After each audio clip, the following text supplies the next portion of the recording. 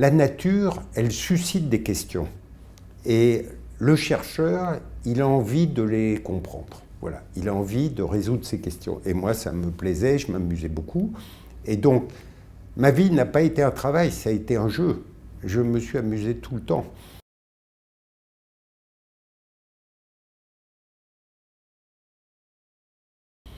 Alors, je pense que la France a un très gros potentiel de scientifiques de haut niveau, d'ingénieurs de très haut niveau.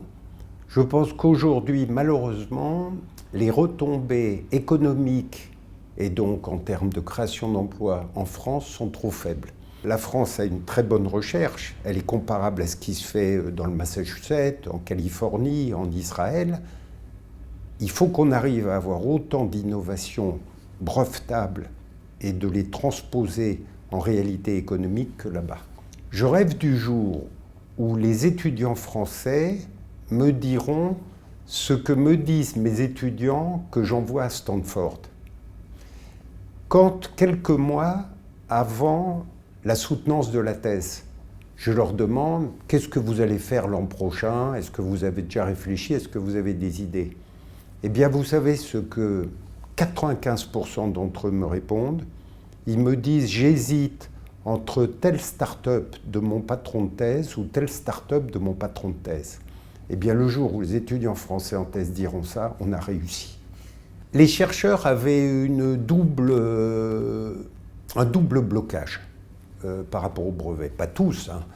On avait tendance à dire en France aux chercheurs « ce n'est pas noble de déposer un brevet », ce qui était absurde. Le deuxième problème qui bloquait les chercheurs français à prendre des brevets, c'était le problème réglementaire. C'est en train de changer.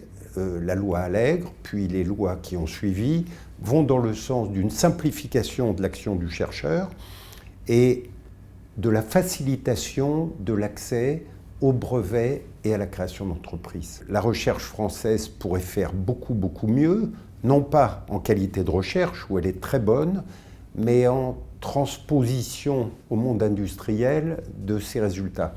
Et donc, j'ai créé, avec le soutien de la ville de Paris et de l'école et de ses anciens élèves, j'ai créé un fonds de dotation, il y a quelques années, qui accompagne les élèves, les chercheurs, jeunes ou moins jeunes, qui ont envie de passer de la découverte à l'innovation et éventuellement à la création d'entreprises.